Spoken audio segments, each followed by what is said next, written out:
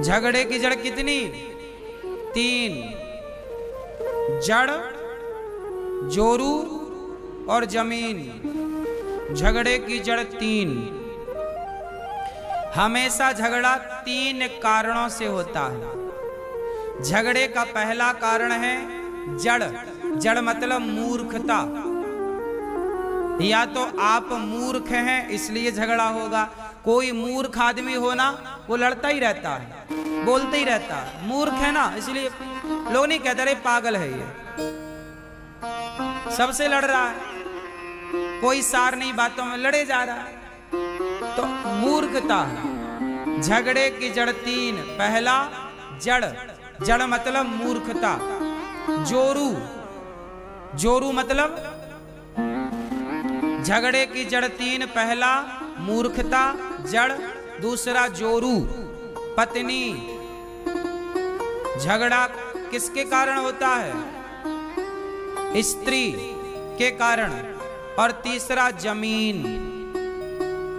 झगड़ा का तीसरा कारण है जमीन जायदाद, सोना चांदी बंटवारा। ये झगड़े के कारण है।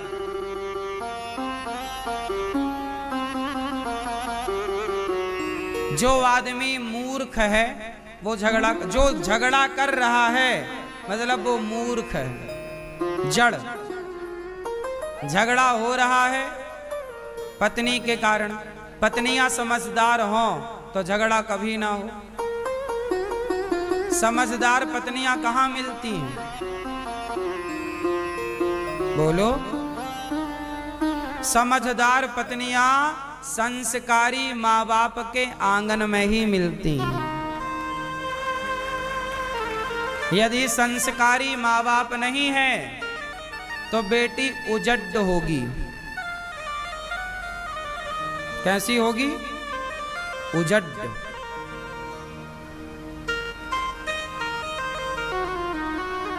बेटियां यदि बिगड़ती हैं तो गलती किसकी होती है? बेटियों की कि बेटी के माँ बाप की? इसलिए आपकी बेटी है मतलब आपकी जिम्मेदारी ज्यादा है, क्योंकि आपकी बेटी बहू बनके किसी घर में जाएगी तो उस घर में वो वहां का वातावरण अच्छा रखे। इसके लिए आपको बेहतर संस्कार देने होंगे। लड़कियां बहुएं बिगड़ती हैं इसलिए क्योंकि माँ बाप ने संस्कार बढ़िया नहीं दिए। और ये बात कह दो बहू से कि तेरे बाप ने तेरी माँ ने ठीक संस्कार नहीं दिए तो उसे बुराई लग जाती है। हमें ऐसा कहा।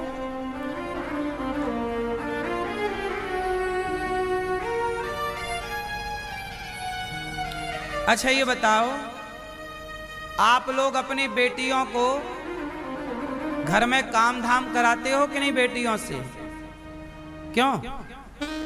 आप लोग अपनी बेटियों से घर में काम धाम कराते हो कि झूला झुलवाते हो?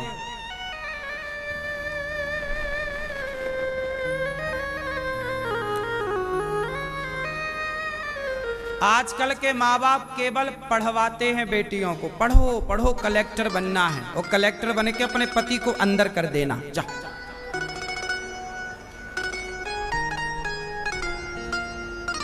पढ़ाई लिखाई बुरी नहीं है, परंतु बेटियों को पढ़ाने के साथ साथ आप क्या करते हो? आजकल की बेटियों को रोटी बनाना नहीं आता, घर का काम करना नहीं आता। इसका मतलब क्या है? आपने अपनी बेटी को अपाहिज बनाया। अपाहिज क्या बनाया आपने?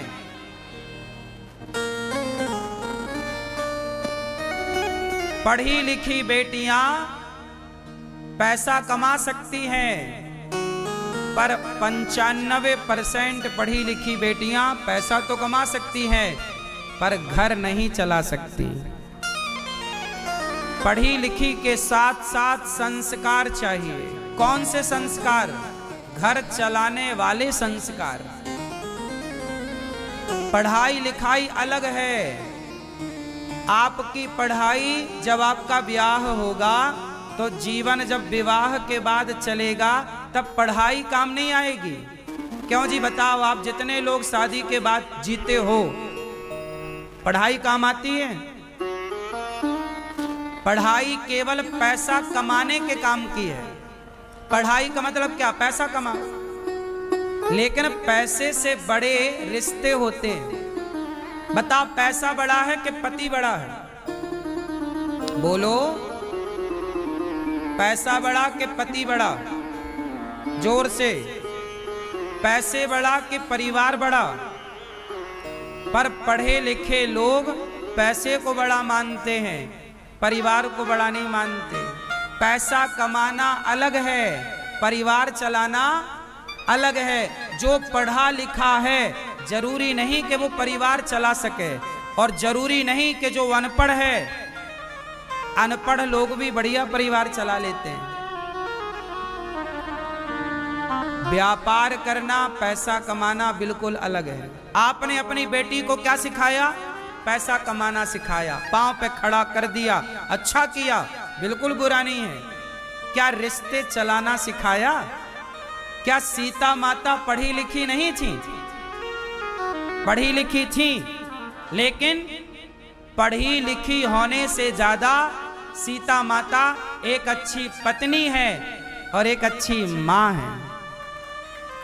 अब सवाल आपसे, क्या आपकी बेटी एक अच्छी पत्नी बनने के लायक है? एक अच्छी बहू बनने के लायक है? एक अच्छी मां बनने के लायक है? यदि आपकी बेटी के अंदर एक पत्नी बनने का, एक अच्छी मां बनने का, एक अच्छा बहू कर्तव्य निभाने का गुण नहीं है, तो उसकी पढ़ाई काम ना आएगी। पढ़ाई से वो पैसा कमाएगी लेकिन रिश्ते ना चला पाएगी। यदि आप अपनी बेटियों को रिश्तों में देखना चाहते हैं तो शिक्षा के साथ संस्कार देना मत भूलिएगा, वरना वो चला ही ना। अब सोचो, मैं औरों का क्या उदाहरण दूं। बिल गेट्स बहुत पैसे वाला है, पैसा कमाना जानता है, दुनिया का सबसे बड़ा आदमी बिल गेट्स।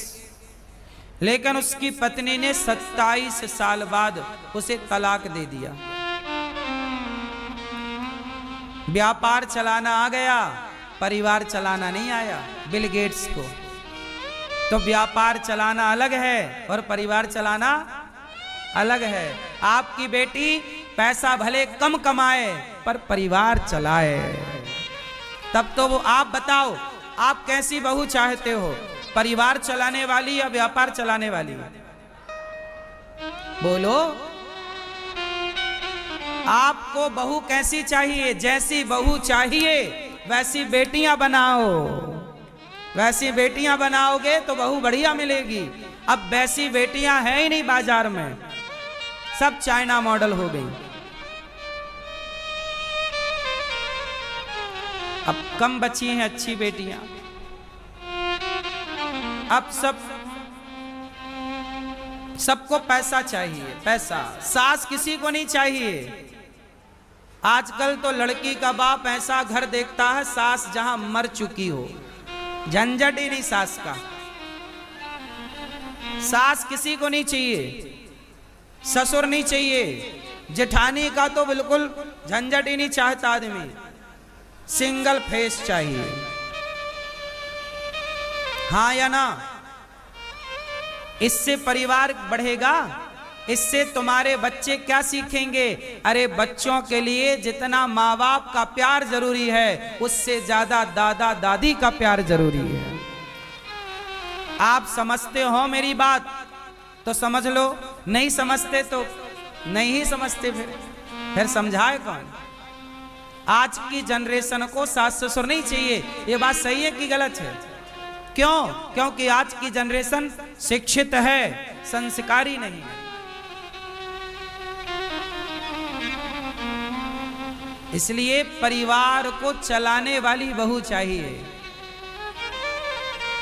परिवार चलाए, संभाल के रखे। झगड़े की जड़ 3: मूर्खता पहली जड़, पहली वजह, स्त्री दूसरी वजह, स्त्री झगड़ा कराए तो महाभारत करा दे।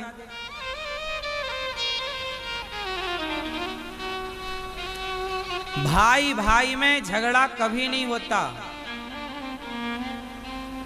अक्सर आपने देखा होगा दोनों भाई प्यार से थे पर विवाह हुआ और झगड़ा चालू। सवाल खड़ा हुआ कि विवाह के पहले तो दोनों भाई एक थाली पर खाते थे, एक बिस्तर पर सोते थे।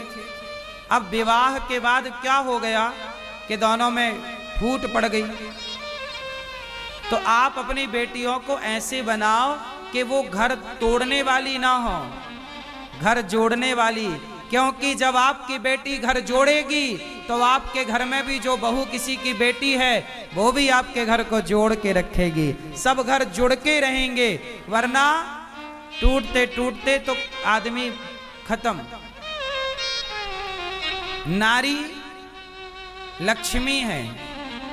एक नारी होती है जिसके पांव पड़ते ही घर में भंडार भर जाता है, और एक नारी ऐसी भी होती है जिसके पांव पड़ते ही सब बर्बाद हो जाता है। ये बात सही है कि गलत है? इसलिए नारी लक्ष्मी भी है और नारी अलक्ष्मी भी है। बोलो हाँ। इसलिए नारी का जिनकी आपकी बेटियां हैं, हर बाप को मैं प्रार्थना कर रहा हूं हाथ जोड़कर, हर बेटी के बाप को और हर बेटी की मां को हाथ जोड़ के प्रार्थना करता हूं, अपनी बेटियों को संस्कार दो। आज के इस 21वीं सदी में लड़के खराब नहीं हैं, है ना? हम ये नहीं कहते कि कुछ खराब नहीं, बहुत खराब भी हैं। बहुत सारे पुरुष भी अपनी पत्नियों को मार मार के कुकर में पका लेते हैं। तो पुरुष भी पका रहे हैं पत्नियों को कुकर में, ये भी केस समाज में है। हम ये नहीं कहते कि पुरुष पक्ष गलत नहीं है, पुरुष भी गलत है, स्त्री पक्ष भी गलत है। दोनों को सुधार की जरूरत है और दोनों में सुधार हो सकता है यदि माता पिता एक्शन लें। तो हर बेटी का बाप और हर बेटे का बाप, आप अपने बेटा हो या बेटी, दोनों को संस्कारवान बना दो, फिर देखो कि उनका जीवन कितना सुखमय बीतता है। जिम्मेदारी पुरुषों से ज्यादा स्त्रियों की है या नहीं? चलो बताओ, पुरुष का जिम्मेदार होना जरूरी है, ये बात सही है, पर पुरुष से कम या पुरुष से ज्यादा? बताओ, स्त्री का जिम्मेदार होना कितना जरूरी है, पुरुष से कम कि ज्यादा? बोलो बोलो बोलो। क्यों क्यों? क्योंकि स्त्री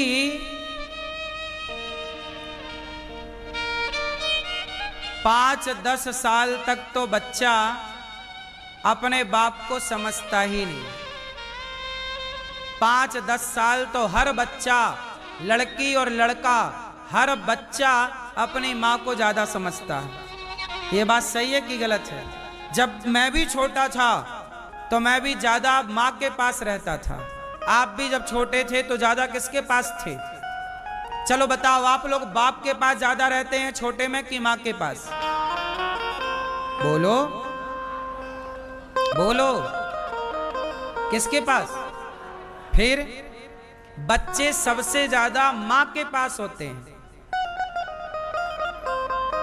बाप के पास कम होते हैं। बाप काम पे चला जाता है, बच्चों को खिलाती है मां, सुलाती है मां, जगाती है मां, पढ़ने के लिए तैयार करती है मां, पढ़कर आए तो ड्रेस उतारती है मां।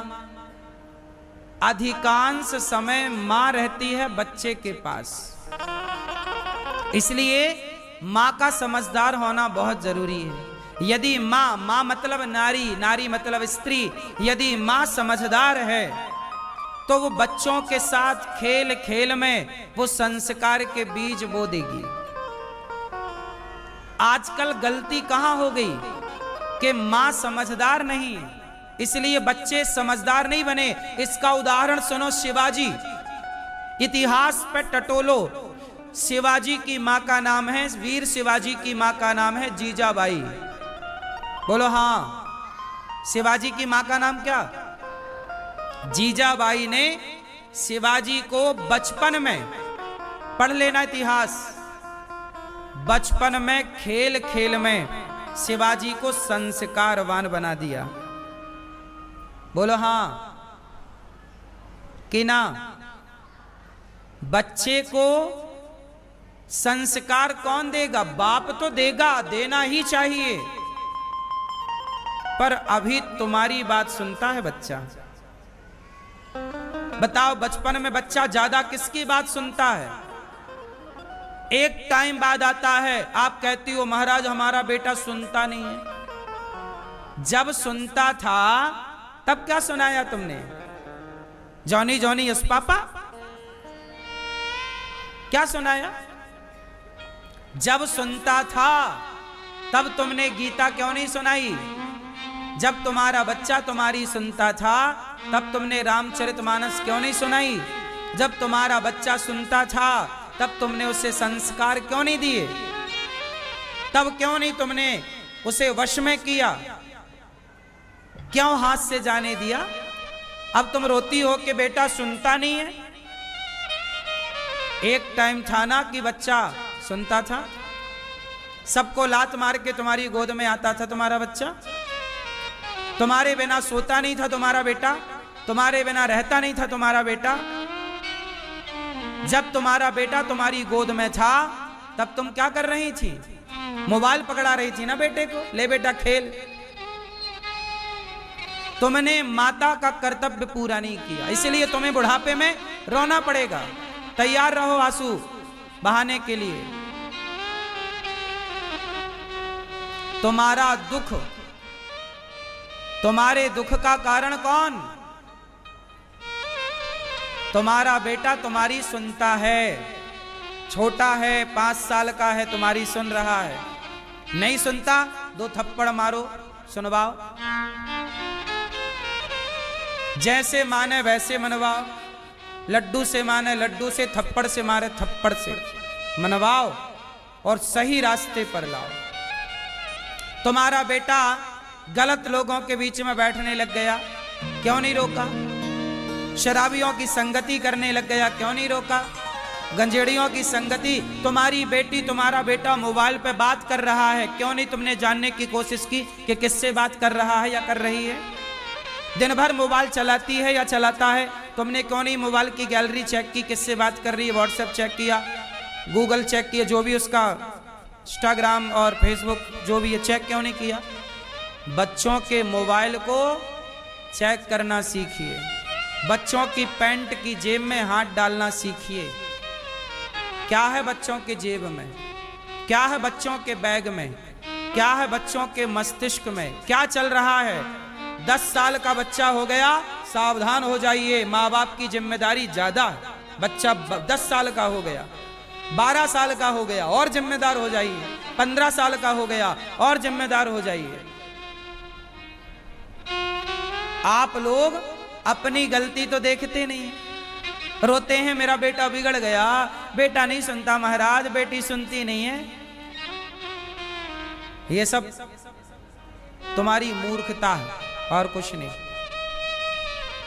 कोई भी बच्चा एक दिन में कभी नहीं बिगड़ता, सालों तक उसे कुसंग मिलता है, गलत संगति मिलती है, तब जाके वो बिगड़ता है। उसे बीच में रोका क्यों नहीं? बीमारी कहते ना कैंसर है, पता पहले ही लग जाए तो सुधारा जा सकता है, और आखिरी में पता लगा कि कैंसर है तो नहीं सुधारा जा सकता। ऐसे बच्चे बिगड़ रहे हैं, ये पहले ही पता लग जाए तो सुधारा जा सकता, पर बिगड़ गए अब नहीं सुधारा जा सकता। क्यों जी, बात सही है कि गलत है? इसलिए कहता हूं कि संस्कार देने में तनिक भी लापरवाही नहीं। माँ बाप का परम कर्तव्य है कि बेटा बेटी के पीछे बिल्कुल लगे रहो। आप स्वतंत्र हो जाते हैं, अरे अब बेटा कौन देखे, वो जमाना अलग था। जब बच्चों के हाथ में मोबाइल नहीं था तो कहीं भी जाएं। आजकल बच्चों के हाथ में मोबाइल होना जानते हो, जरा 1 घंटे का टाइम उन्हें अलग से मिल गया तो वो मोबाइल पे क्या देखने लग जाएंगे तुम्हें पता ही नहीं लगेगा।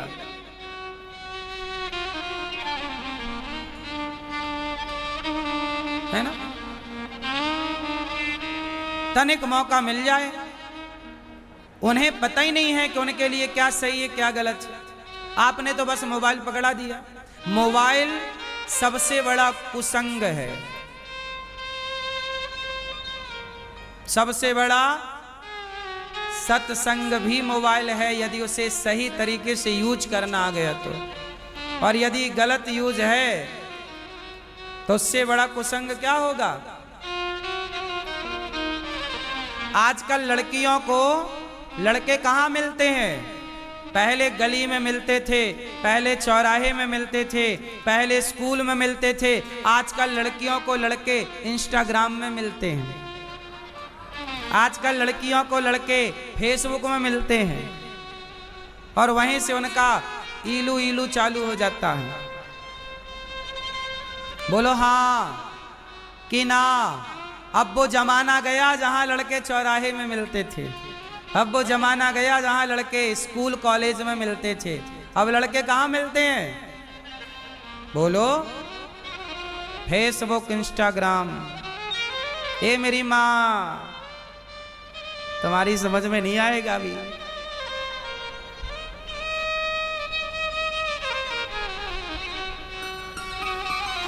समझ सको तो समझो दिलवर जानी, हाँ फिर भी दिल है हिंदुस्तानी।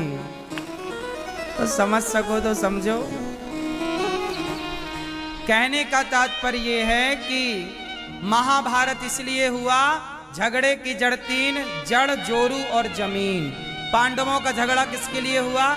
जमीन के कारण। और नारी भी कारण है। द्रौपदी के बाल पकड़ा दुशासन ने। द्रौपदी ने कहा कि तूने मेरे बाल पकड़े हैं, अब मैं तेरे रक्त से जब तक बाल नहीं धुल लेती मैं अपने बाल नहीं बांधूंगी। द्रौपदी ने कभी अपने बाल नहीं बांधे जब तक दुशासन के रक्त से अपने बालों को धुल नहीं लिया। सोचिए, किसी के बाल पकड़ना भी इतना बड़ा पाप हो सकता है, किसी के कपड़े पकड़ना भी इतना बड़ा पाप हो सकता है, किसी की पत्नी को ऐसी दृष्टि से देखना भी पाप हो सकता है। ये महाभारत सिखाता है। महाभारत हो गया, 5 पांडव जीत गए और 100 कौरव हार गए। अच्छा बताओ, कौरवों का हारना जरूरी था या नहीं? महाभारत क्यों हुआ? पांडवों की जमीन ले ली कौरवों ने। इसलिए आपसे कहता हूं, किसी की जमीन जायदाद मत लेना। जो आपका है उसे अपने पास रखो, जो आपका नहीं है उसे अपने पास ना रखो। 1 इंच किसी की जमीन आपकी तरफ आ जाए तो वापस कर दो, मत लेना। जो मेरा है वो मैं रखूंगा, आपका मैं नहीं रखूंगा। जमीन जायदाद, पांडवों की जमीन ले ली। भगवान ने शांति दूत बनकर के कहा कि भैया पांडवों को 5 गांव दे दो। पांडवों को कितना दे दो? बोलो, 5 गांव। क्या बोला दुर्योधन ने? 5 गांव मैं सुई की नोक बराबर नहीं दूंगा। किसने बोला? मैं सुई की नोक बराबर। भगवान ने कहा कि यदि तुम नहीं दोगे ना दुर्योधन तो महाभारत होगा, तुम्हारा नाश हो जाएगा। दुर्योधन बोला लड़ लो। बड़ी गर्मी थी दुर्योधन को, बड़ी अकड़ थी पैसे की, पावर की। आदमी पैसा पाके अंधा हो जाता है, उसे लगता है कि हम ही भगवान हैं, हमसे बड़ा कोई भगवान। अंधा हो गया दुर्योधन। अंधे का बेटा था तो अंधे का बेटा अंधा तो नहीं था, लेकिन अभिमान ने उसे अंधा कर दिया। जब नाश मनुज पर छाता है पहले विवेक मर जाता है। दुर्योधन ने की नौक बराबर जमीन देने से मना कर दिया। फिर क्या हुआ? महाभारत हुआ। महाभारत में क्या हुआ? दोनों पक्षों में लड़ाई हुई और 100 कौरव मारे गए, सारे मारे गए। धृतराष्ट्र रो रहे हैं, मेरे बेटे मारे गए, बेटे मारे गए। धर्मराज युधिष्ठिर राजा बने। तब क्या हुआ? धृतराष्ट्र को रोटियां परोसी गई। भीम भैया ऐसे रोटी फेंक फेंक के देते हैं, बुढ़ा ये ले खा। भीम भैया धृतराष्ट्र को रोटियां ऐसे फेंक के देते हैं। ए बुढ़ा, ये एक रोटी यहां पड़ी, एक रोटी इस तरफ। फिर धृतराष्ट्र अंधे तो थे ही, रोटी ढूंढते, कहां कहां, ये अच्छा ये मिल गई रोटी, एक और कहां, भीम यहाँ, अच्छा ये मिल गई। ऐसे रोटी खाते। अच्छा बताओ, भीम भैया रोटी ऐसे फेंक के दे, ए बुढ़ा लो रोटी लो लो लो। जब पास में आते तो दूर फेंक देते भीम भैया। फिर ऐसे जाते धृतराष्ट्र और रोटी उठाते। फिर कहीं साग की कटोरी होती तो साग की कटोरी अलग रखते, ये मिल गई। ऐसे करते। अब मैं आप लोगों से सवाल कर रहा हूं कि बताओ, भीम का व्यवहार इस तरह से धृतराष्ट्र के प्रति सही है कि गलत है? बोलो, गलत है? बोलो। ये भैया बताएंगे चश्मा वाले। भीम भैया का व्यवहार धृतराष्ट्र के प्रति सही है कि गलत है? जोर से। गलत है। आप बताओ, बोलो बोलो, सही कि गलत? सही। क्या है? गलत है ना? आप बताओ। गलत है। आपको बहुत दया आ रही है ना धृतराष्ट्र पर, है ना? बहुत दयावान है आप लोग। क्यों? ये वही धृतराष्ट्र है जिसके सामने भरी सभा में द्रौपदी के कपड़े उतारे जा रहे थे, चिल्ला रही थी बचाओ बचाओ।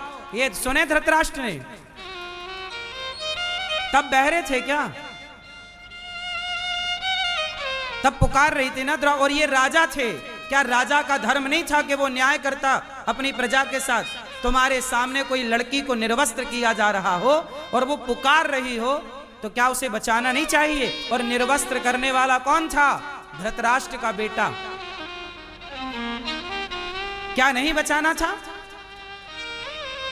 क्या इन्हें दया आई द्रौपदी पर? जब इन्हें दया नहीं आई तो ये भी दया के लायक है नहीं, ये इसी के योग्य है।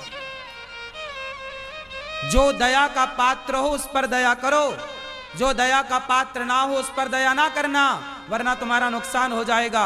हिंदू हो, जरूरत से ज्यादा दया ना कर लेना। पृथ्वीराज चौहान ने दया करके मोहम्मद गौरी को छोड़ा, एक बार उसने पकड़ा तो एक बार भी नहीं छोड़ा। इतनी दया मत कर लेना। पृथ्वीराज चौहान ने दया की तो उनकी आंखें फोड़ दी मोहम्मद गौरी ने, और उनकी पत्नी को जिंदा जलना पड़ा था, संयोक्ता को जौहर करना पड़ा था। इतनी भी दया ना कर लेना कि तुम्हारी बहन बेटियों को जिंदा जलना पड़े।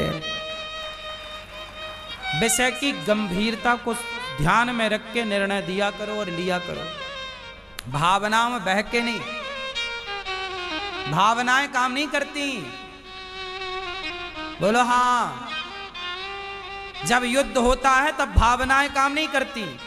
अभी पाकिस्तान से युद्ध हुआ तो भावनाएं काम नहीं कर रही थी, गोला बारूद काम कर रहा था। बोलो हाँ। जैसे को तैसा। माफ करेंगे तो तुम्हारे घर में घुस के सिंदूर उजाड़ेंगे, तो ऑपरेशन सिंदूर जरूरी था। दया जरूरी नहीं है, हर बार दया जरूरी नहीं है। क्यों? इसलिए धृतराष्ट्र इसी के लायक है। इन्होंने कौन सा भला किया बताओ? ये वही धृतराष्ट्र हैं जिन्होंने पांडवों को लाक्षागृह में बंद करके आग लगवाई। जिंदा जिंदा जलवाना चाहा था इन्होंने, तब इनके अंदर दया नहीं थी। दूसरों के बेटे को जिंदा जलाना चाहते थे, दूसरों की बहन बेटियों के कपड़े उतारना चाहते थे, भीम को जहर दे के पानी में फेंका था। यही धृतराष्ट्र तो थे ना। तब दया नहीं आई भीम पर। ये वही धृतराष्ट्र हैं जिन्होंने शांति के प्रस्ताव को स्वीकार नहीं किया। भगवान शांति का प्रस्ताव लाए थे, उस समय राजा कौन था? धृतराष्ट्र। क्या भगवान की बात नहीं माननी थी? क्यों नहीं माने? क्यों नहीं दिया पांडवों को 5 गांव? पांडवों का भी हड़प लूं, अपना भी आ जाए। धन्ना सेठ बनना है, बनो। जरूरत से ज्यादा लोभ व्यक्ति का नाश करता है। धृतराष्ट्र को क्या गया था? लोभ, पुत्र का मोह। तुम्हारा बेटा है तो कुछ भी करेगा। फिर इसलिए ये ऐसे ही कुत्तों की तरह टुकड़े खाने के लायक है। ये कथा ये सिखाती है कि किस पर दया करें और किस पर दया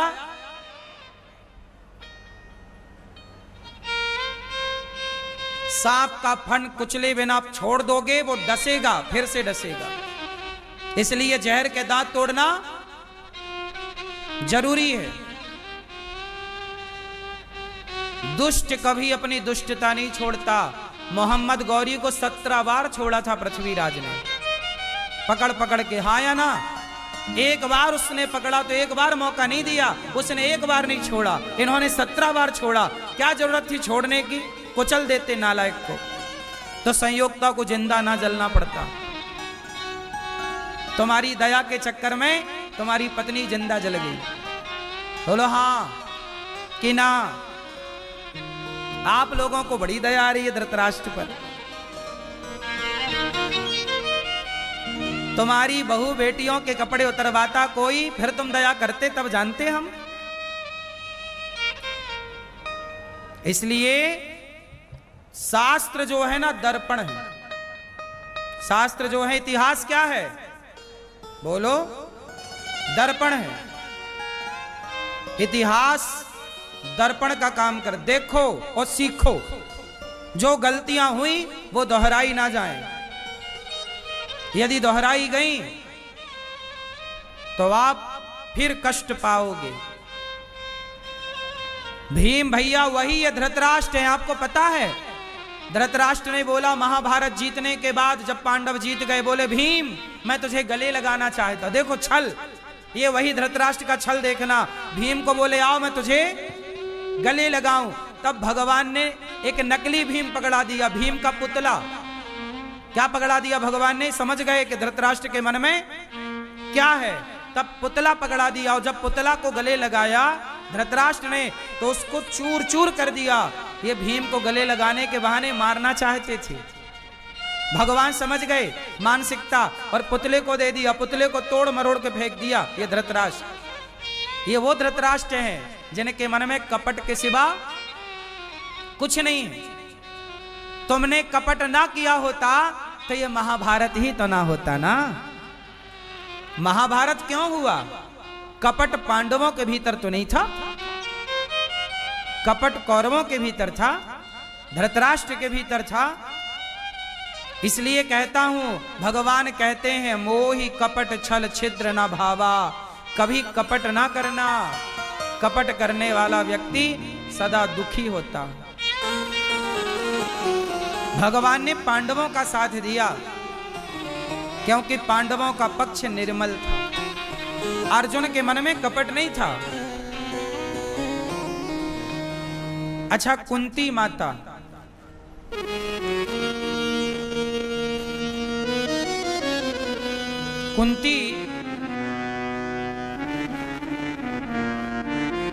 कुंती माता सोचिए अपने बच्चों को भीख मांग मांग के खवाती, जबकि इनके जेठ राजा हैं। आपको पता है हस्तिनापुर के राजा पांडु थे, कुंती के पति। फिर क्या हुआ? पांडु मर गए। तो भाई न्याय क्या कहता है कि पांडु राजा हैं तो राजा का बेटा ना राजा बनेगा। तो धर्मराज युधिष्ठिर राजा बनने के अधिकारी थे, पर गद्दी खाली थी। उस समय पांडव छोटे थे, तो धृतराष्ट्र जाके बैठ गए। और धृतराष्ट्र बैठे तो सत्ता पर कब्जा कर लिया। जबकि दुर्योधन छोटा है, धर्मराज युधिष्ठिर बड़े हैं। और न्याय ये है कि बड़ा बेटा राजा होगा। तो धर्मराज युधिष्ठिर राजा बनने के लायक थे, तो क्यों नहीं बनाया? ये जुआ खेलने का किसका प्लान था? हाँ? धृतराष्ट्र ने ही जुआशाला बनवाई। धृतराष्ट्र ने ही पांडवों को चिट्ठी लिखी कि आओ जुआ खेलो। सोचिए, ये वो धृतराष्ट्र हैं जो जुआ खिलवाते हैं और शकुनी के पास पासे हैं। शकुनी के पिता मरे तो उसके बाप की हड्डियों का पासा बनाया शकुनी ने। ये सिद्ध पासा है, पांडवों के पक्ष में नहीं जाएंगे, ये शकुनी के पक्ष में आएंगे। नियम क्या कहता है कि जो जुआ खेलेगा पासे वही फेंकेगा। पर जुआ खेल रहा था कौन? दुर्योधन। और पासे कौन फेंक रहा था? शकुनी। अब ये बताओ कि जब जुआ खेल रहा था दुर्योधन, तो न्याय तो ये कहता है कि पासे भी दुर्योधन को फेंकना था।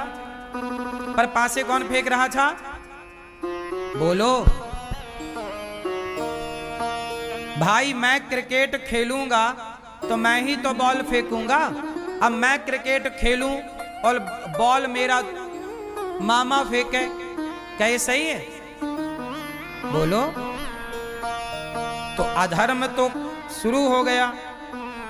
छल से इन्होंने जुआ खेल के पांडवों का धन हड़प लिया। छल से पांडवों को 12 साल का वनवास दे दिया।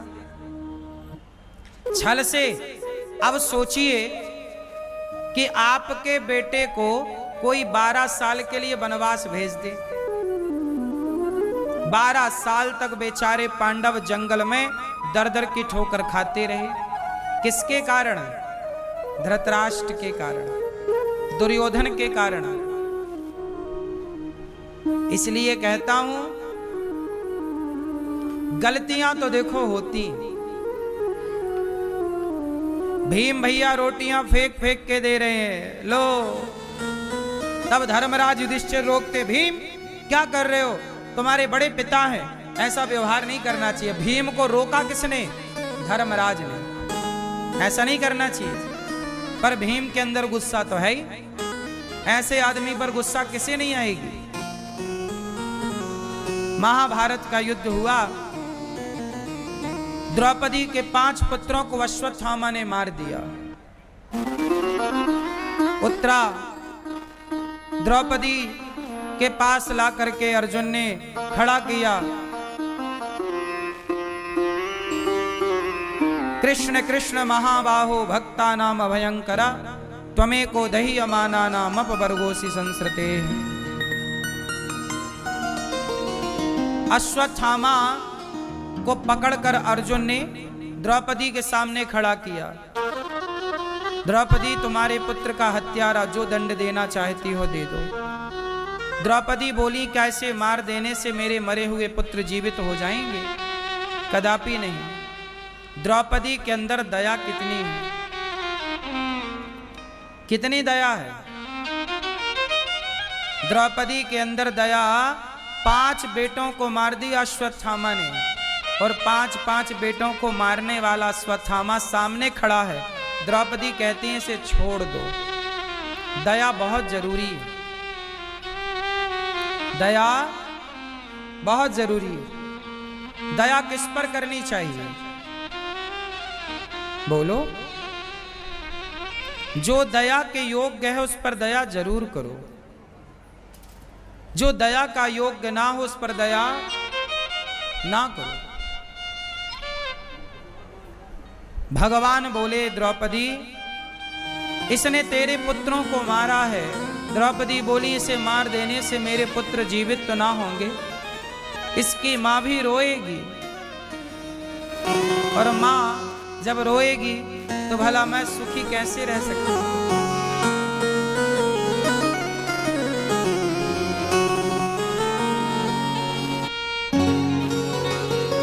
द्रौपदी एक मां है, और वो ये चाहती है कि मैं यदि दुखी हूं तो और कोई दूसरी मां